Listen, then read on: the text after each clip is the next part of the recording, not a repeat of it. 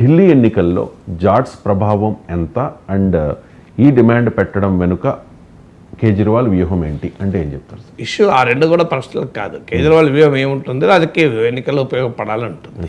జాట్ ఎంతమంది అంటే గణనీయంగా ఉన్నారు కనుకనే పెడతారు. ఆ రెండు క్వశ్చన్లు చాలా సింపుల్ ఆన్సర్స్. ఎన్నికల్లో గెలవడం కనుక వ్యూహం, ఇంకా వేరే వ్యూహం ఏముంటుంది? ఇష్యూ వల్ల జాట్ రిజర్వేషన్లను కేజ్రీవాల్ రైజ్ చేయడం ప్రాక్టికల్ కాదు. ఎందుకు కాదు అంటే ఆల్రెడీ కోర్టులు తీర్పులు చెప్పాయి జాట్ రిజర్వేషన్లు కొట్టేస్తూ.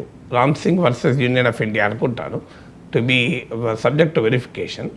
సో ఈ కేసులో సుప్రీంకోర్టు చాలా క్లియర్గా తీర్పు చెప్పింది. జాట్ రిజర్వేషన్లను కోర్టు కొట్టేసింది.